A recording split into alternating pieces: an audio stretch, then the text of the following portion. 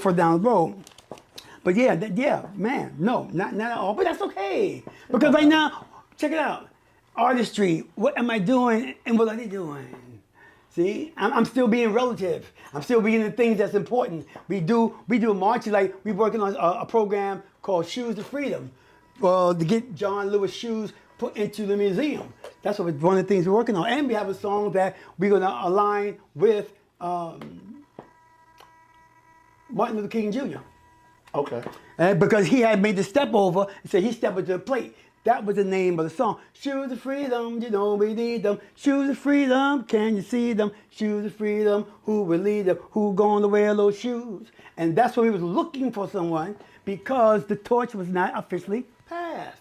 You know, he was holding the joint all night. Get the fucking joint up. He might give it to me. He got brown fingers and shit. What you want to bite that shit off too, motherfucker? Give that Mr. Clean shit, motherfucker.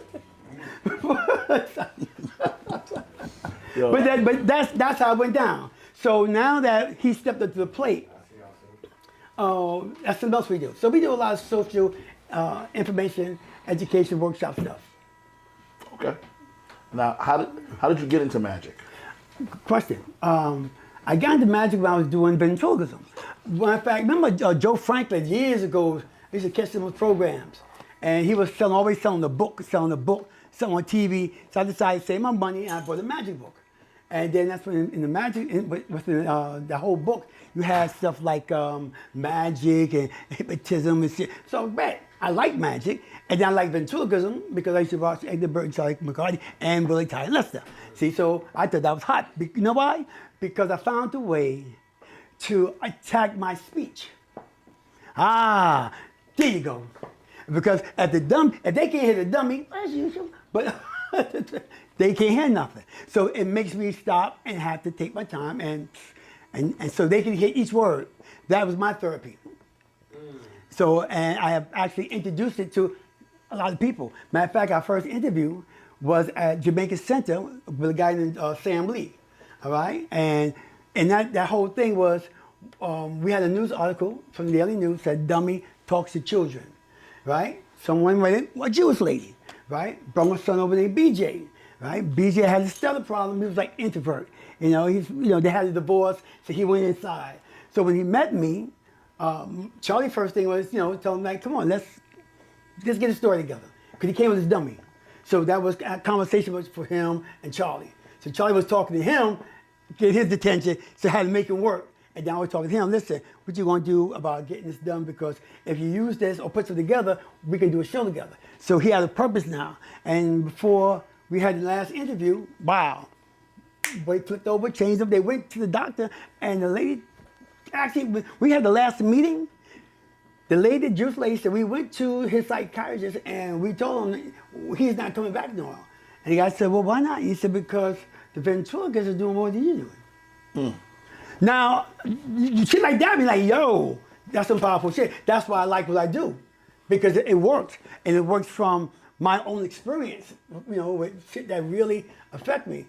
So that's why I tell people, or couples, I suggest. In a relationship, one of the things you need to bring are three of them. It's consciousness. Consciousness prevents bad feelings, and feelings don't have to fuck with emotions. It just takes a little time to do a little extra. And the person you feel you can't do a little extra, you don't need to be with nobody. So how you want somebody to do extra for you when you don't do extra? I love that right there. So you want that cake and eat it too. That was a good statement. Now, moving along, how did you get into comedy? I used to get stuck up all the time, man. I got tired of getting stuck up, beat up and shit, man. I used to beat myself up when I got there and gave them the money. Hold on, let me left in. Take that $10, motherfucker. I wait till you run $20. I got robbed. Just make sure he get away. No, but I got into comedy. My mom's funny. My mom's funny like Richard Pryor. Here you go, guys. The voice you're hearing right now is my mom's voice. Some people came to Barbados. It happened all the time. And when I was working in Barbados doing a place like Bubba Sports Bar, doing Close of Magic, I had a couple of nights a week I'm doing Close of Magic. They don't tell me who they are. But when I go to the table to introduce myself and I do the magic, and they sit there laughing, they bawling.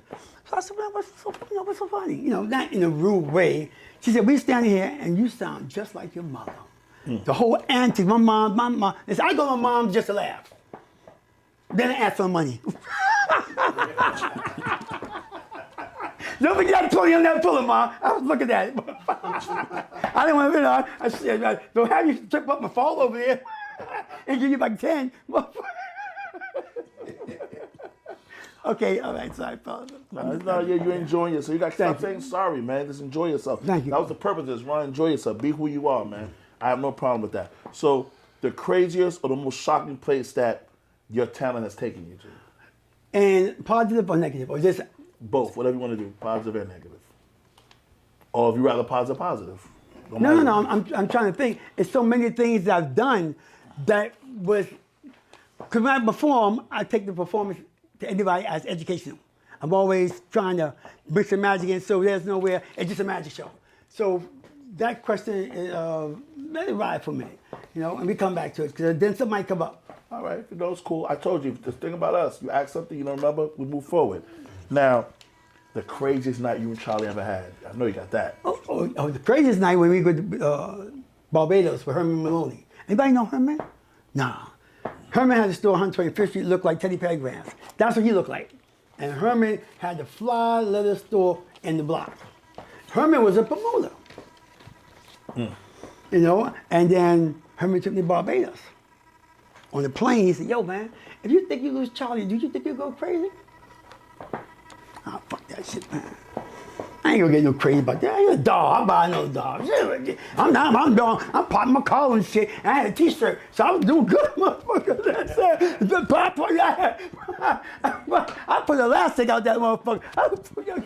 What the fuck? I look like I convert you, motherfuckers.